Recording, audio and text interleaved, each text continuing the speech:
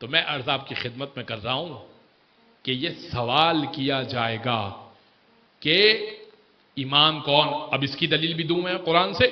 آئیے سورہ نبا کی طرف. اما یتساءلون عن النبأ العظیم. یہ آیتیں بڑی آپ نے سنی ہوئی ہیں جب اما پارا پڑھتے ہیں. پڑھیے اس کو, سوچیے اس کو.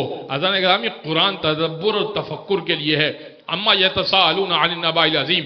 ابھی بھی آتے ہیں آپ سے سوال کرتے ہیں عن النبأ العظیم, بڑی خبر کے بارے میں, نبأ عظیم کے بارے میں, ایک بڑی خبر کے بارے میں سوال کرتے ہیں. الذی ہم فیہ مختلفون, جس کے بارے میں یہ لوگ اختلاف کرتے ہیں, اس بڑی خبر کے بارے میں یہ آپ سے سوال کرتے ہیں. کلا سیعلمون, ان قریب ان کو معلوم ہو جائے گا. ثم کلا سیعلمون, پھر ان قریب ان کو معلوم ہو جائے گا. ہاتھ جوڑ کے عرض کروں مولا آپ تفسیر تو کیجئے نا, بتائیے تو صحیح بڑی خبر کون ہے. تو ایک مرتبہ جنگ صفین میں مولا اپنی گھوڑے کی رکاب میں پاؤں ڈال رہے تھے اور اب گھوڑے پر سوار ہو رہے تھے, تو ایک من چلا حاکم شام کی طرف سے یہی آیت پڑھ رہا تھا.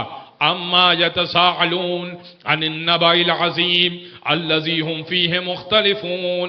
امام نے روک کر کہا کیا پڑھ رہا ہے, تجھے معلوم ہے نبأ عظیم کون ہے, بڑی خبر کون ہے؟ الذی ہم فیہ مختلفون, جس کے بارے میں یہ لوگ اختلاف کرتے ہیں. ان قریب معلوم ہو جائے گا, پھر ان قریب معلوم ہو جائے گا. اس نے کہا کون ہے بڑی خبر؟ قیامت ہے نا. کچھ لوگ اختلاف کرتے ہیں قیامت ہوگی نہیں ہوگی. امام نے کہا نہیں, قیامت نہیں ہے. رسول سے سوال ہوتا تھا آپ کے بعد امام کون ہے, تو یہ بڑی خبر میں ہوں. اگر اس بڑی خبر کو مان لیا ہوتا تو آج تو جنگ کی صفوں میں نہ کھڑا ہوتا, میرے ساتھ کھڑا ہوتا. یہ جو 2 مرتبہ اللہ نے کہا نا کلا سیعلمون ثم کلا سیعلمون, ان قریب ان کو معلوم ہو جائے گا, ان قریب ان کو معلوم ہو جائے گا.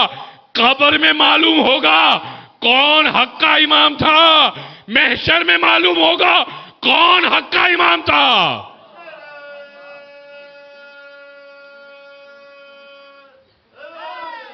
یا اللہ